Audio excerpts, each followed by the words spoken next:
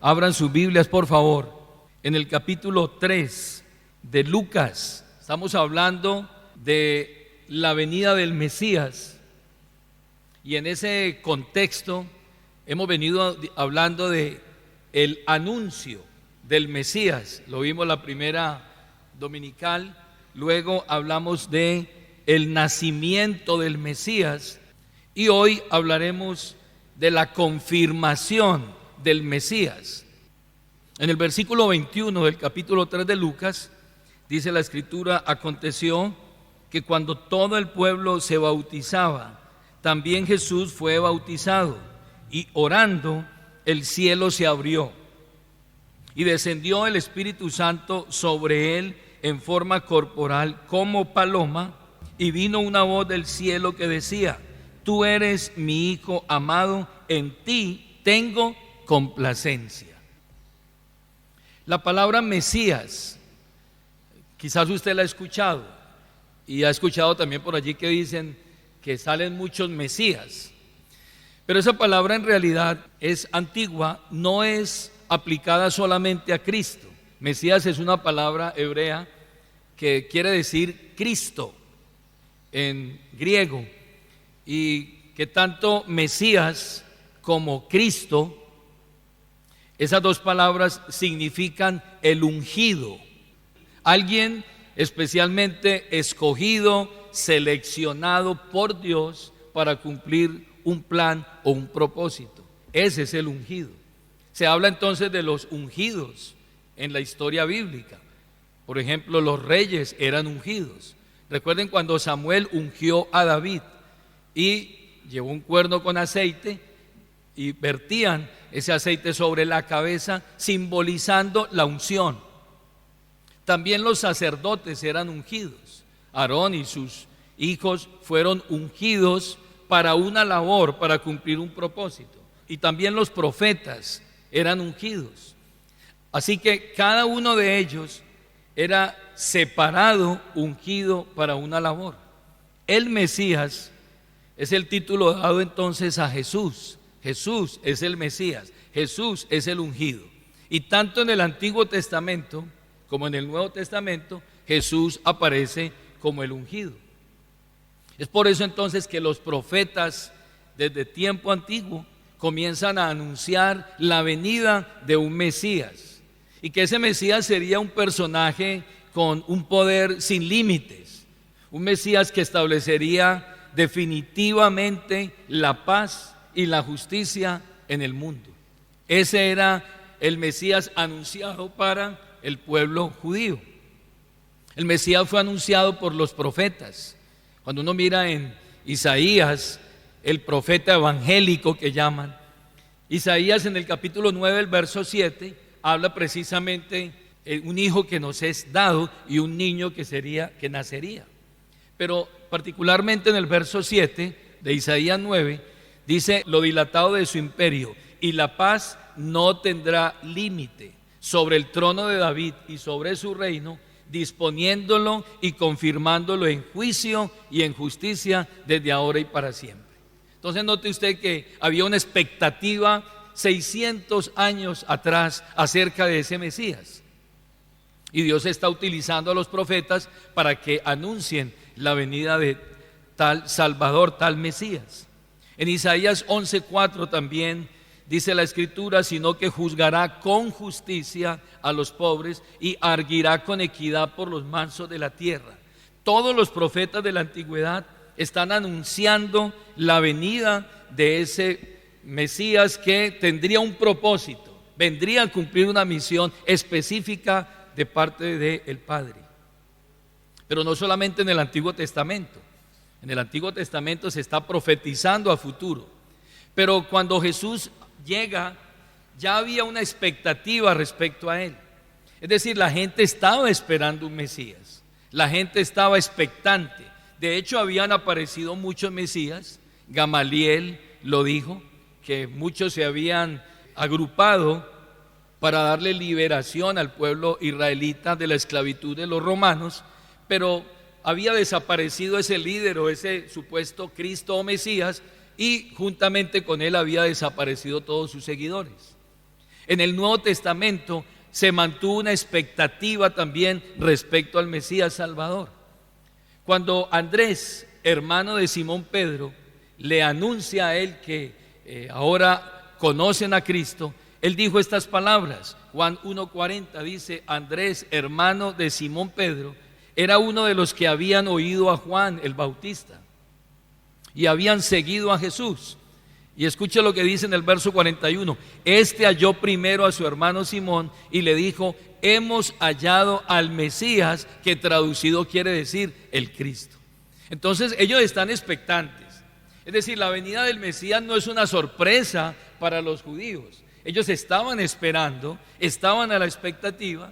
Más adelante en el verso 45 de Juan 1, dice que Felipe halló a Natanael y le dijo: hemos hallado a aquel de quien escribió Moisés en la ley, así como en los profetas, a Jesús, el hijo de José de Nazaret. Hemos hallado al Cristo, hemos hallado al Mesías, lo hemos encontrado, estamos con Él, estamos caminando con Él. Es más, había una expectativa aún en personas lejanas, como la mujer samaritana, por ejemplo. En el capítulo 4 de Juan, dice que Jesús, llegando a una aldea de Samaria, se sentó y allí llegó una mujer, pero tuvo un diálogo con ella. Y en ese diálogo que Jesús tuvo con ella, en donde le reveló la naturaleza de Dios, que Dios es espíritu, le reveló cuál es la adoración que Dios busca hoy, que le adoren en espíritu y en verdad. Esa mujer tenía también la expectativa del Mesías. La mujer le dijo a Jesús en el verso 25: sé que ha de venir el Mesías, sé que ha de venir el Mesías, llamado el Cristo. Cuando Él venga, nos declarará todas las cosas. Y Jesús le dijo: yo soy el que habla contigo, yo soy el que habla contigo. Así que la mujer samaritana también estaba expectante, estaba a la expectativa, era la noticia. ¿Por qué? Porque en el libro de Daniel se había profetizado el lugar y aún el tiempo en que el Mesías habría de nacer. Eso nos da un mensaje también a nosotros. Todas esas personas estaban a la expectativa de un Salvador, de un Mesías. Habían escuchado a los profetas, habían escuchado en los salmos, habían leído en la ley que vendría un profeta, que Dios levantaría un profeta, levantaría un Salvador, y todos estaban expectantes. Esa fue la primera venida. Pero en la segunda venida, el Señor, el mismo que prometió venir en esa primera venida y que se cumplió tal cual se dijo, también prometió para este tiempo que Él volvería. Y las cartas de Pablo y las cartas de los apóstoles y todo el Nuevo Testamento nos están indicando la segunda venida de nuestro Señor Jesucristo. La misma expectativa que tuvieron los antiguos debe ser la misma expectativa que nosotros tengamos hoy respecto a Cristo. Ya no como un Mesías sufriente, sino como un Salvador triunfante. Ya no va a venir a una cruz para morir y ser vituperado, sino para colocar paz y justicia en la tierra. Ese es el mensaje que estos hombres y mujeres nos dan. Pero hombres y mujeres confirmaron la venida de ese Mesías. Es decir, ese Mesías debía ser confirmado en el momento de llegar. Y quiero invitarles allí a Lucas en el capítulo 1 de Lucas. Vamos a mirar que la confirmación del Mesías se dio a través de personas del común, gente común y corriente. Pero todos ellos tuvieron una particularidad, y es que esas personas que confirmaron la venida del Mesías estaban movidos, inspirados por el Espíritu Santo. Era el Espíritu Santo el que los movía para confirmar la naturaleza de ese niño que nació en Belén. Y eso nos lleva a nosotros a mirar cómo la Escritura nos dice que nadie puede llamar a Jesús Señor si no es por el Espíritu Santo. Es decir, no fue que Elizabeth, María, Simeón, Zacarías y todos los que dieron una proclamación acerca del Mesías lo hicieron porque entendieron humanamente ese misterio. No, fue el Espíritu Santo el que los guió a ellos para reconocer que el que estaba allí era el Salvador, era el Mesías. Ese es el producto de la obra del Espíritu Santo. Y aquí vemos la importancia de la obra del Espíritu Santo. Porque a veces nos centramos solamente en la obra salvadora de Cristo. Pero hermanos, sin la obra del Espíritu Santo, nosotros no podemos tener discernimiento. Nosotros no podemos entender el valor de la salvación. Es el Espíritu Santo el que nos abre el entendimiento, el que nos revela a nosotros quién es Jesucristo. Y es el Espíritu Santo el que aplica la obra redentora de Cristo a nuestra vida. Miremos allí entonces que unas personas del común van a mostrar quién es ese niño que nació en Belén. En el versículo 39 encontramos la primera persona que revela quién es ese niño: Elisabet. Elisabet va a confirmar el señorío del Mesías que nacería. Verso 39: en aquellos días, levantándose María, fue deprisa a la montaña, a una ciudad de Judá, y entró en casa de Zacarías y saludó a Elisabet. Y aconteció que cuando oyó Elisabet la salutación de María, la criatura saltó en su vientre, hablando o refiriéndose a Juan el Bautista, y Elisabet fue ¿qué? Llena del Espíritu Santo. Escuche bien esto: fue llena del Espíritu Santo. Y entonces, al ser llena del Espíritu Santo, dice el verso 42, y exclamó a gran voz y dijo: bendita tú entre las mujeres y bendito el fruto de tu vientre. Y agrega: ¿cómo se me concede esto a mí, que la madre de quién? De mi Señor venga a mí, porque tan pronto como llegó la voz de tu salutación a mis oídos, la criatura saltó de alegría en mi vientre. ¿Cómo entendió Elisabet que el que estaba allí en el vientre de María era el Salvador, el Señor, el dueño de todas las cosas, a través de la obra del Espíritu Santo? Cuando ella, llena del Espíritu Santo, dice el versículo 41, entonces exclamó y llamó a esa criatura el Señor. Reconoció que allí había un Salvador. Más adelante entonces dice la Escritura en el versículo 46 que María, al escuchar las palabras de Elisabet, entonces irrumpe en un cántico, pero un cántico también movido por el Espíritu Santo. Porque el ángel le había dicho a María: el Espíritu Santo que vendrá sobre ti, el poder del Altísimo te cubrirá, por lo tanto el santo ser que nacerá en ti será llamado Hijo del Altísimo. María estaba también llena del Espíritu Santo. El Altísimo le había cubierto para que se produjera en ella ese gran misterio de la encarnación. Y ella irrumpe en un cántico que va a expresar adoración, un cántico que ha sido llamado el Magnificat. Es el engrandecimiento hacia Dios en reconocimiento a lo que ha hecho. Y en el versículo 46 al versículo 49, entonces encontramos que María alaba al Señor por lo que a Él ha hecho por ella. Porque siendo una sierva humilde, siendo una persona del común, Dios tuvo a bien tomarla como un vaso para encarnarse allí su Hijo y nacer el Salvador. Y dice en el versículo 46, entonces María dijo: engrandece mi alma, escuche, al Señor. Lo mismo que dijo Elisabet, ahora lo va a decir María: engrandece mi alma, ¿a quién? Al Señor, al Kyrios, al amo, al soberano. Y mi espíritu se regocija en Dios mi Salvador. Con eso ella está declarando que el niño que nacería en su vientre era el Salvador. El ángel le había dicho: él se llamará Jesús, porque él salvará a su pueblo de sus pecados. Y ella reconoce a ese Salvador. Y entonces en ese cántico ella va a expresar varias cosas. Número uno, que Él es el Salvador, que Él es el Redentor de los hombres. Y por eso ella canta en alabanza, ella exalta a Dios por la salvación que ha venido hoy al pueblo en ese momento de el nacimiento del Mesías. Pero también va a reconocer en ese cántico, va a reconocer en segundo lugar y alaba al Señor por la misericordia. Note usted, váyase allí al versículo 50. Ella va a exaltar en ese cántico la misericordia de Dios.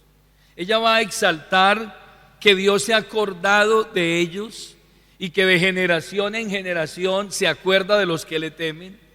Y ella se va a exaltar la misericordia de Dios porque Dios va a exaltar a los humildes, va a exaltar a los necesitados y va a abatir a los arrogantes. El verso 50 dice: y su misericordia es de generación en generación a los que le temen. Hizo proezas con su brazo, esparció a los soberbios en el pensamiento de sus corazones, quitó de los tronos a los poderosos y exaltó a los humildes. Aquí está mostrando entonces María a través de ese cántico que la forma de recibir a ese Salvador, o que ese Salvador vendría a salvar a aquellos hombres y mujeres que se reconocen necesitados, a los humildes, a los quebrantados de espíritu, a los que reconocen su bancarrota espiritual. Y luego en el verso 54 y 55, finalmente María va a magnificar la fidelidad de Dios. Es decir, que Dios es fiel, que Dios ha prometido un Salvador y que lo que ha prometido lo ha cumplido. Dice en el versículo 54: socorrió a Israel su siervo, acordándose de la misericordia de la cual habló a nuestros padres, para con Abraham y su descendencia para siempre. Y allí termina su cántico, María, reconociendo la fidelidad de Dios al cumplir su palabra. 2, la misericordia de Dios al acordarse de aquellos necesitados, pobres y hombres y mujeres que están en pecado y están perdidos. Y va a exaltar también la salvación que viene de parte del Señor. Está confirmando la naturaleza de ese Salvador, de ese niño que nacería. Pero si usted continúa allí en el libro de Lucas, en el capítulo 1, vaya al verso 67, hay un hombre que también va a reconocer a través de un cántico, y ese cántico se llama el Benedictus, que traduce bendito. Ese hombre es Zacarías, y otra vez, movido por el Espíritu Santo, va a mostrar y va a confirmar quién es ese Mesías que ha de nacer. Y quiero resaltar aquí entonces que cada vez que el Espíritu Santo tomaba a esas personas, ellos adoraban a Dios, cantaban a Dios. Y eso es lo que Pablo dice cuando dice que cuando somos llenos del Espíritu Santo, cantamos entre nosotros con cánticos y salmos e himnos y cánticos espirituales. Estamos celebrando la salvación. Zacarías entonces irrumpe en un cántico. Lea el versículo 67. Y Zacarías, su padre, fue lleno ¿de qué? Del Espíritu Santo, y profetizó diciendo. Otra vez aparece la obra del Espíritu Santo. Y Zacarías profetiza y dice: bendito el Señor, Dios de Israel, que ha visitado y redimido a su pueblo y nos levantó un poderoso Salvador en la casa de David, su siervo. Aquí habla de una visita. Aquí habla de una visita para redimir. Si usted va allí al Salmo capítulo 8, vaya allí al Salmo 8, por favor. El salmista habla acerca de una visita. Salmo capítulo 8. En el verso 4, mire lo que dice la Biblia. Allí se está cumpliendo lo que el salmista dijo en el Salmo capítulo 8, el verso 4.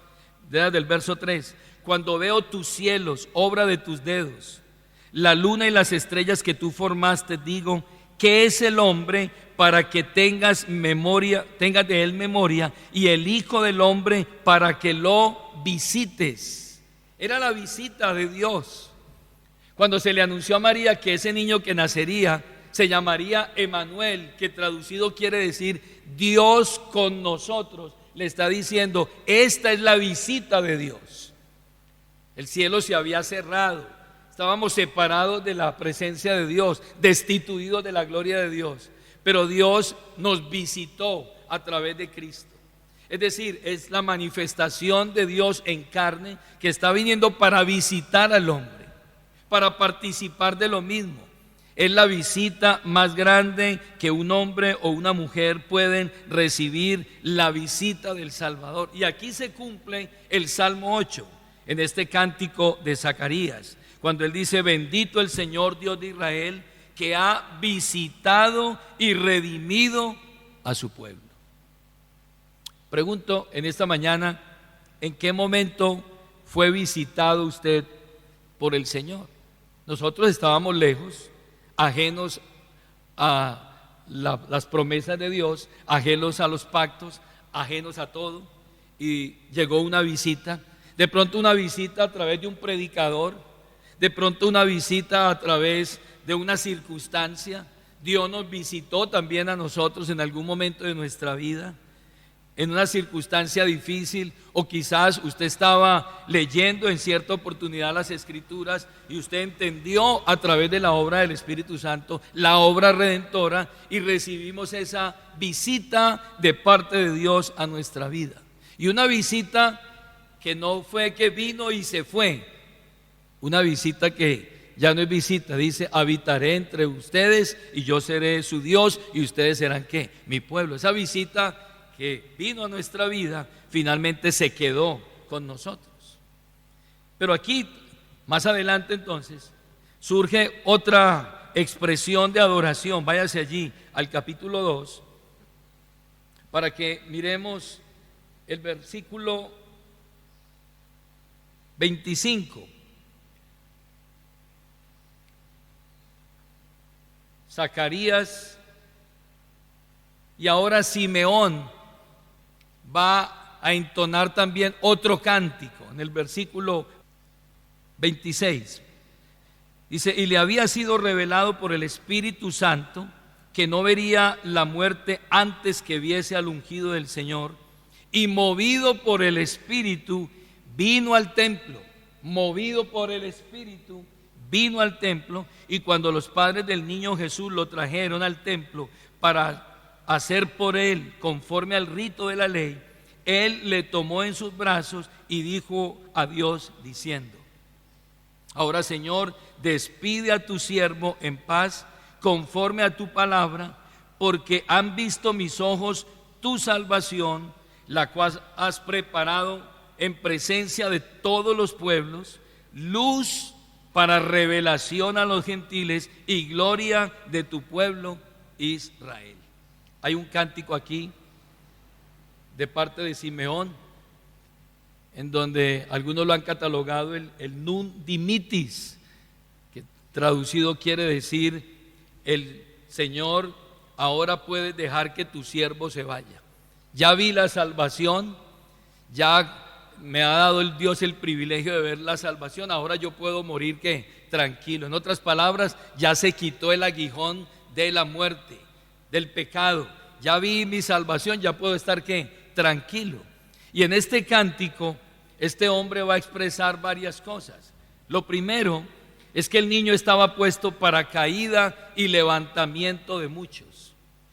Allí en el versículo 30 dice, han visto mis ojos tu salvación, la cual has preparado en presencia de todos los pueblos, luz para revelación de los gentiles y gloria de tu pueblo Israel. Y se dirige Simeón a María, mire allí en el versículo 34, y los bendijo Simeón y dijo a su madre María, he aquí este está puesto para caída y para levantamiento de muchos en Israel, y para señal que será contradicha, y una espada traspasará tu misma alma, para que sean revelados los pensamientos de muchos corazones. ¿Qué está revelando allí, confirmando Simeón? Número uno, que ese niño estaba puesto para caída y levantamiento de muchos. Dice un comentarista que los que se humillasen y se arrepintiesen de sus pecados y reconocieran a ese niño, entonces experimentarían el levantamiento y la bendición de Dios. Estaba reconociendo allí que ese Salvador tendría misericordia de aquellos que se humillan, se arrepienten de sus pecados y reconocen a Jesús como Señor y Salvador. Lo segundo que él confirma en este niño es que este niño estaba puesto para señal que es objeto de disputa. Es decir, que crearía mucha controversia, que sería alguien que vendría a impactar la vida de muchos, que revelaría el corazón de otros, que sería un ser que traería conflicto y que en muchas ocasiones, como él mismo lo dijo, no trajo paz, sino espada, trajo diferencia y puso discordia entre muchos. ¿Por qué? Porque él se manifestó como la luz del mundo y las tinieblas tuvieron que retroceder ante la presencia de la luz. Así que para él sería la señal de disputa y crearía mucha oposición en medio del pueblo. Y finalmente dice: una espada traspasará tu misma alma, mostrando con eso entonces que moriría en una cruz y que su costado sería herido, y María vería esa escena y le mostraría entonces cómo iría a morir el Mesías. Esas personas del común confirmaron la venida del Mesías, mostraron que el que había de nacer sería el Salvador, sería el que tendría misericordia, sería el Dios fiel que habría de cumplir ese propósito. Pero más adelante, en el capítulo 3, entonces vemos la predicación de un profeta, y ese profeta llamado Juan ahora va a mostrar y a confirmar quién es ese Mesías. El anuncio de Juan el Bautista como profeta también fue impulsado por la influencia del Espíritu Santo. Es Juan el profeta, el último de los profetas, que va a anunciar la venida del Mesías, pero lo hace movido por el Espíritu Santo. Sabemos que Juan fue lleno del Espíritu Santo desde el vientre de su madre. Mira allí en Lucas capítulo 1, el verso 15, hablando de Juan, dice: porque será grande delante de Dios, no beberá vino ni sidra, y será lleno del Espíritu Santo aún desde el vientre de su madre. Todos, absolutamente todos, los que reconocieron a Cristo como Salvador, lo hicieron bajo la influencia del Espíritu Santo, porque nadie puede llamar a Jesús Señor si no es por el Espíritu. El Espíritu es el que aplica la obra de Cristo, es el que revela, el que quita el velo, el que muestra quién es Jesús. Y este profeta, en el capítulo 3, entonces nos va a mostrar cuál es el propósito de su ministerio, y va a mostrar que él es el anunciador y que él va a abrir el camino a uno que viene tras de él, uno el cual no es digno él de desatar la correa de su calzado. Esa expresión, quitar la correa del calzado, estaba designada o asignada a los esclavos que limpiaban los pies de las personas que llegaban a una casa, quitaban las sandalias, quitaban el cordón de las sandalias para lavar los pies.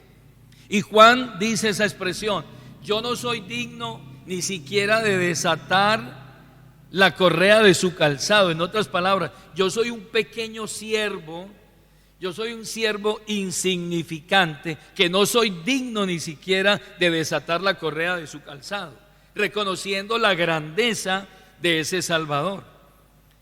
Juan, de él se había profetizado desde el Antiguo Testamento. Vaya a Malaquías capítulo 3.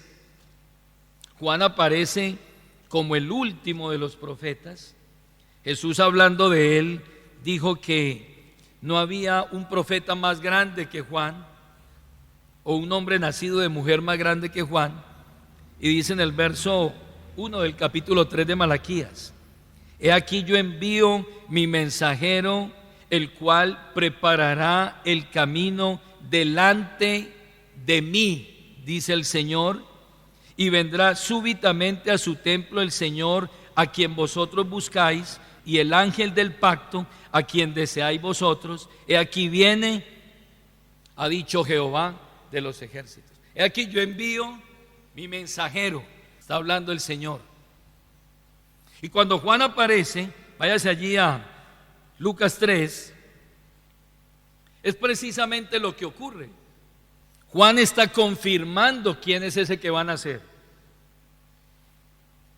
Dice que Juan vino, verso 3, y él fue por toda la región contigua al Jordán, predicando el bautismo del arrepentimiento para perdón de pecados, como está escrito en el libro de las palabras del profeta Isaías, que dice: voz del que clama en el desierto, preparad el camino del Señor, enderezad sus sendas, todo valle se rellenará y se bajará todo monte y todo collado. Los caminos torcidos serán enderezados y los caminos ásperos allanados, y verá toda carne la salvación de Dios. Juan está diciendo entonces que él está preparando el camino del Señor, preparando el camino del Salvador, y está anunciando la venida del Mesías. Y está mostrando Juan y confirmando qué es lo que él va a hacer. Ubíquese allí en el verso 16 y 17 de Juan capítulo 3. ¿Qué es lo que el Mesías va a hacer? ¿A qué viene el Mesías? Verso 16. Y respondió Juan diciendo: a la verdad yo os bautizo en agua, pero viene uno más poderoso que yo, de quien yo no soy digno de desatar la correa de su calzado. Él os bautizará en Espíritu Santo y fuego. Su aventador está en su mano, y limpiará su era, y recogerá el trigo de su granero, y quemará la paja en fuego que nunca se apagará. Con estas palabras y otras muchas exhortaciones anunciaba las buenas nuevas al pueblo. Les estaba predicando ¿qué? El evangelio, pero les estaba mostrando cuál sería la misión del Mesías. La misión del Mesías sería bautizar en Espíritu Santo y fuego. Es decir, venía a formar un pueblo y a través del Espíritu Santo injertarlos en el cuerpo de Cristo, que sería más adelante la iglesia. Y luego dice, y el fuego, mostrando con eso un bautismo de juicio. Es decir, Cristo no solamente venía a salvar, sino que también viene a traer juicio para los que no creen. Lo vemos allí en el versículo cuando dice que Él os bautizará en Espíritu Santo y en fuego. Algunos han dicho que es el fuego del Espíritu Santo, pero no es eso. Está hablando de fuego, que es utilizado en este texto como un medio de juicio. Lo podemos ver aquí en el versículo 17, lea conmigo, dice: su aventador está en su mano, y limpiará su era, y recogerá el trigo en su granero, y quemará la paja en fuego que nunca se apagará. La doble función del Mesías: vendría a predicar el evangelio para los que crean, los que reciban, acepten su condición, se humillen, reconozcan la grandeza del Mesías, y al reconocerlo entonces entrarían como trigo en el granero, y los que no, entonces dice que los pondría aparte y los llevará al fuego que nunca se apagará. Esa es la confirmación de un profeta, de ese Mesías que nacería. Entonces vemos, hermanos, que el Mesías no solamente viene a salvar, sino que viene también a traer juicio sobre la tierra. Cuando Él anuncia su ministerio, Él habla que Él ha venido a sanar a los quebrantados de corazón, a traer vista a los ciegos, a sacar de la prisión, pero también viene a traer juicio sobre aquellos que no han creído. Y finalmente hay una confirmación. El Padre y el Espíritu Santo van a confirmar el ministerio del Mesías. Y en el bautismo, luego de recibir el testimonio de los hombres, el cielo entonces se va a abrir. El Padre y el Espíritu Santo van a dar testimonio de Jesús como el Mesías prometido. Habían pasado muchos años, más de 30 años habían pasado. Jesús había estado no ejerciendo su ministerio. A los 30 años comienza su ministerio. Pero fue una vida ejemplar, fue una vida desde niño, una vida sin pecado, una vida ejemplar que luego sería confirmada por el Padre. Vaya allí a Lucas capítulo 3, el verso 21. Y allí el bautismo de Jesús es una de las 3 ocasiones en las que Dios habló desde el cielo en relación con el ministerio de su amado Hijo Jesucristo. Y durante 30 años la mirada de Dios había estado examinando aquella intachable vida del Mesías. Había contemplado la vida del Mesías durante 30 años.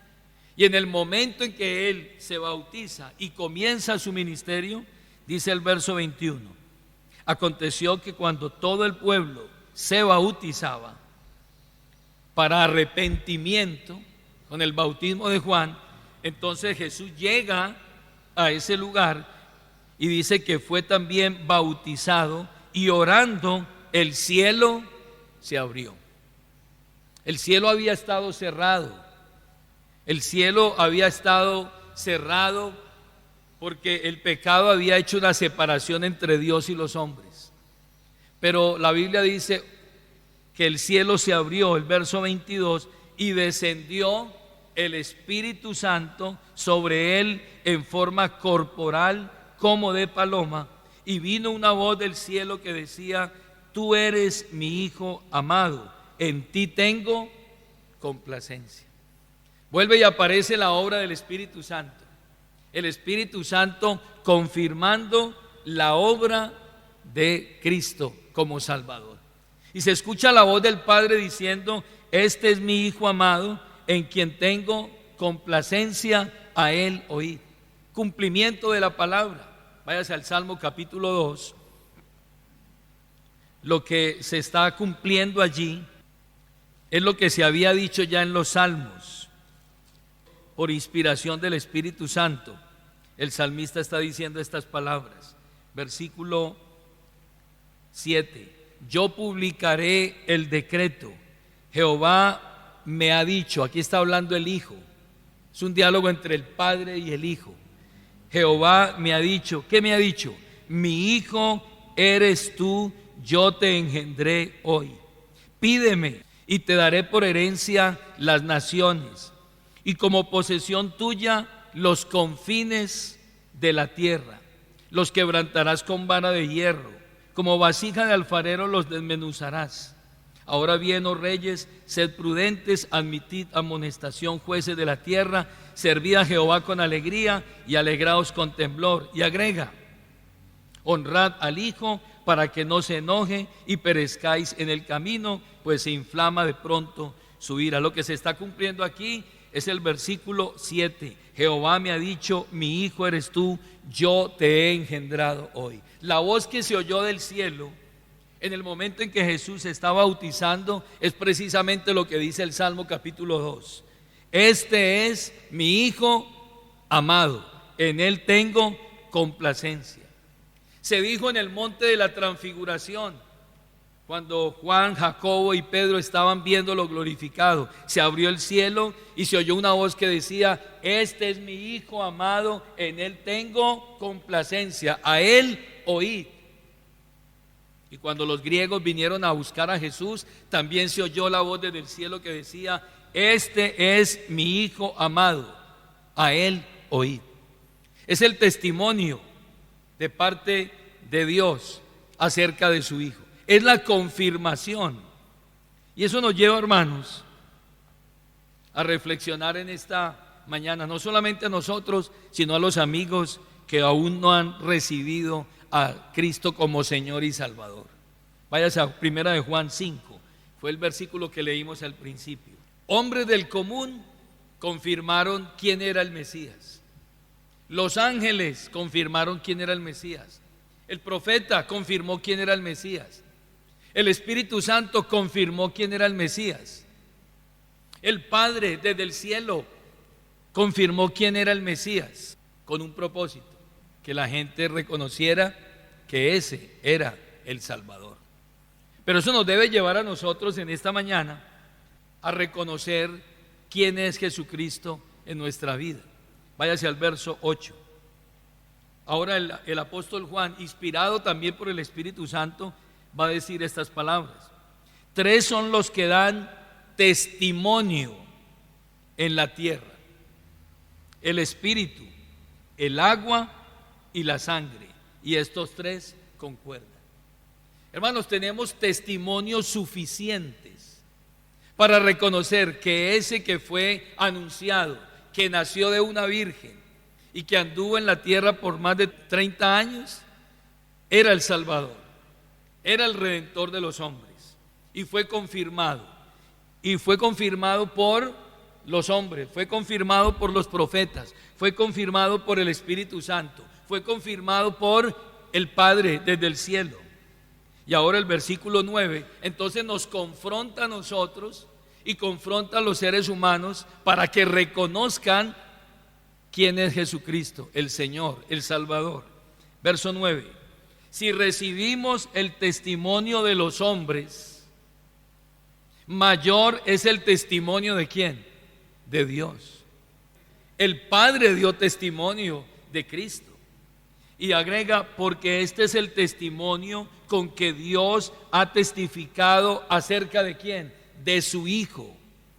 Es decir, no bastó el testimonio de los profetas, no bastó el testimonio de los hombres, no bastó el testimonio aún de los ángeles. Dios mismo dio testimonio de quién era el que habría de nacer en el vientre de una virgen. Y dice: este es el testimonio acerca de Dios. Dios ha testificado acerca de ¿quién? De su Hijo. Lea el versículo 10. El que cree en el Hijo de Dios, ¿qué pasa? Tiene el testimonio en sí mismo. Es decir, creer en Cristo es tener el testimonio de Dios. El que no cree, a Dios le ha hecho mentiroso. Y agrega el versículo: porque no ha creído en el testimonio que Dios ha dado acerca de su Hijo. Dios dio el testimonio y muchos escucharon ese testimonio, no una vez, sino 3 veces. Y el verso 11 termina diciendo esto: y este es el testimonio, que Dios nos ha dado vida eterna. Y esta vida está ¿en quién? En su Hijo. Y ahora nos confronta aún más y nos dice: el que tiene al Hijo tiene la vida, el que no tiene al Hijo de Dios no tiene la vida. ¿Qué más testimonio necesitamos hoy? ¿Qué más confirmación necesitamos nosotros hoy para reconocer que Jesucristo es el Salvador? Nosotros le hemos reconocido como único y suficiente Señor y Salvador, pero la pregunta en esta mañana es: a quienes no lo han hecho, a quienes no han reconocido el testimonio de Dios acerca de su Hijo, que Él es la vida eterna, que Él es el Salvador, que Él es el Redentor. Y entonces se nos dice aquí en el versículo 12 que el que tiene al Hijo tiene la vida eterna, pero el que no tiene al Hijo de Dios no tiene la vida eterna. Ese es el testimonio que hoy nosotros reconocemos acerca del nacimiento de Cristo. Unas conclusiones finales en esta mañana. Hay suficientes testigos que certifican el cumplimiento de la obra redentora llevada a cabo por Jesús el Cristo, y esto debe darnos a nosotros, hermanos, la seguridad para creer y reconocer a Jesucristo como nuestro Señor y Salvador. Ayer enseñábamos a los niños que el más grande regalo que hemos recibido es ¿a quién? A Cristo. Pablo lo llama el don inefable, el regalo más grande que Dios haya podido dar a los hombres. Pero ese Hijo lo ha dado a nosotros para que tengamos vida. El que tiene al Hijo tiene la vida. El que no tiene al Hijo de Dios no tiene la vida. La pregunta hoy para nosotros es: ¿tienes al Hijo de Dios en tu vida? ¿Has reconocido a Cristo como Señor y único soberano y Salvador? Si lo has hecho, puedes estar seguro que hoy tienes vida eterna. Si no lo has hecho aún, necesitas reconocer a Cristo como Señor, como lo hicieron los antiguos, como lo hizo María, Simeón, Zacarías y todos ellos, para nosotros hoy poder tener la seguridad de la salvación. Estemos en pie en esta mañana, tengan la amabilidad y vamos a orar y a dar gracias.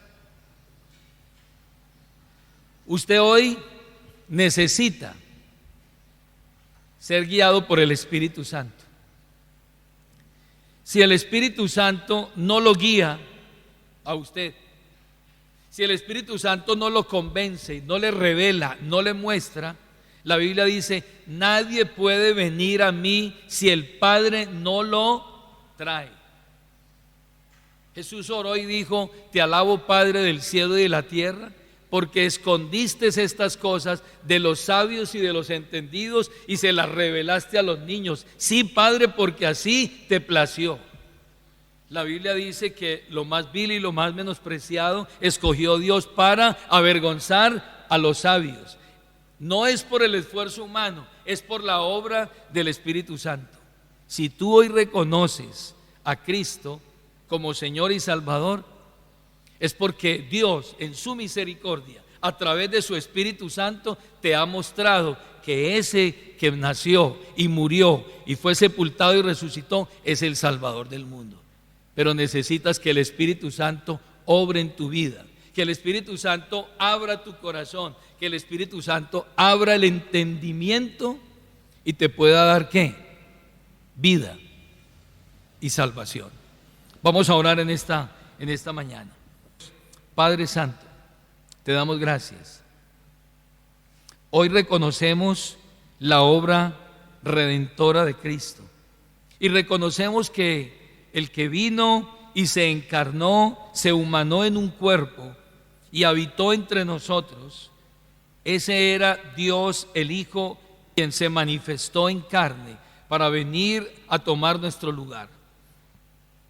Padre, que hoy una persona pueda entender a través de tu Espíritu Santo, le sea mostrado, le sea revelado en su corazón y en su mente, que él pueda entender que Cristo es el Salvador, que Cristo es el Redentor y que no hay absolutamente ninguna otra opción que él pueda reconocer para tener vida eterna. Que puedan reconocer el testimonio que tú diste un día acerca de tu Hijo, el testimonio que se escuchó desde el cielo y el testimonio que mediante el Espíritu fue manifestado y revelado en los profetas y en hombres y mujeres comunes y corrientes. Que podamos en esta hora creer por la fe y reconocer que Jesucristo es el único Salvador y la vida eterna. Lo pedimos en el nombre de tu amado Hijo Jesucristo. Amén.